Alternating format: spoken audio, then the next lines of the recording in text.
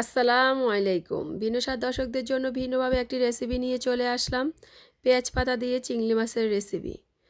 খেতে কিন্তু খুবই মজা, সেজন্য আপনাদের সাথে এই রেসিপিটা শেয়ার করেছি। এখানে 500 গ্রাম চিংড়ি মাছ নিয়েছি। চিংড়ি মাছের খোসা, হাত, পাও, মাথা সব ফেলে আমি ভিতরের যেই চিংড়ি মাছের মাংসটা সেটাই আজকে রান্না করব। আর এইভাবে যদি রান্না করা হয় ছোট বাচ্চা অথবা বয়স্ক লোকেদের জন্য খুবই সুবিধা হয় মাছটা খেতে। এখানে আমি দিয়েছি আধা কাপ পরিমাণ রান্না করা তেল, 1.5 কাপ পরিমাণ পেঁয়াজ কুচি দিয়ে একটুখানি ভেজে নিচ্ছি। ভেজে নেওয়া হয়ে আসলে আগে থেকে যে মাছটা কেটে রেখেছিলাম সেই মাছটা দিয়ে দিলাম। একটু নেড়েচেড়ে এর মধ্যে দিয়ে দিচ্ছি স্বাদ মতো লবণ। আমি এখানে প্রায় 1 চা চামচ পরিমাণ লবণ দিয়েছি।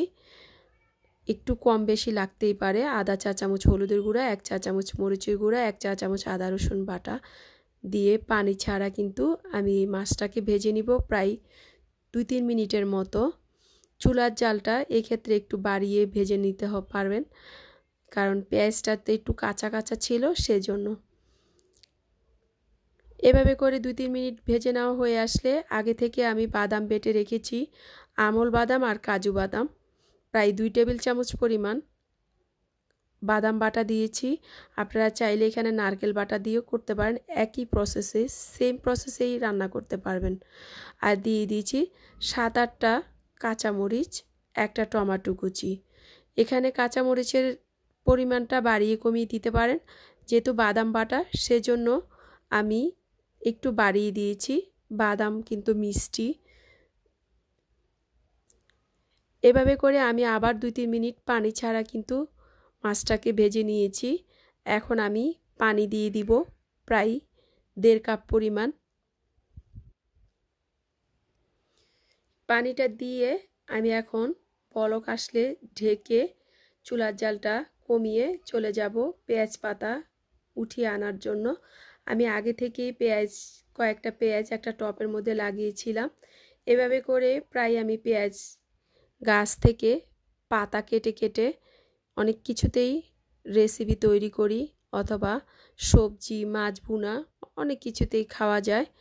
সেজন্য আমি আজকে আপনাদের সাথে শেয়ার করলাম কিভাবে আমি পেঁয়াজ পাতা সংরক্ষণ করি বা রেসিপি তৈরি করি অথবা পেঁয়াজ পাতা রান্না করি। আপনারা চাইলে এইভাবে টপের মধ্যে পেঁয়াজ লাগালেই গাছ হবে, গাছের থেকে এইভাবে কেটে কেটে পাতা খেতে পারবেন। আর পেঁয়াজ পাতা যতবার কাটবেন ততবারই কিন্তু পেঁয়াজ পাতা জন্ম হয়। এভাবে করে পেঁয়াজ পাতাগুলো আমি অনেকবার ধুয়ে এখন কেটে নিচ্ছি। আর এই পেঁয়াজ পাতাটা দিয়ে যখন মাছ ভুনাটা রান্না করি দ্বিগুণ স্বাদ বেড়ে যায়, সেজন্যই আমি আজকে আপনাদেরকে দেখিয়ে দিচ্ছি। আর এই পেঁয়াজ পাতাটা কিন্তু মাছের সাথে একদম মিশে যায়।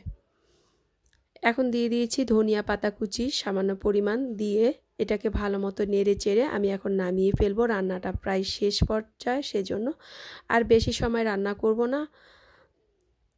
এভাবে যদি আপনাদের সহজ সহজ রেসিপিগুলো ভালো লেগে থাকে ইউটিউব চ্যানেলটাকে সাবস্ক্রাইব করবেন এবং পেজ থেকে যারা দেখছেন পেজটাকে ফলো দিবেন।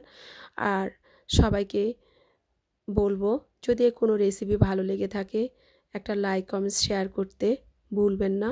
চেষ্টা করবেন একটা লাইক কমেন্টস শেয়ার করে আমাকে উৎসাহ করার জন্য।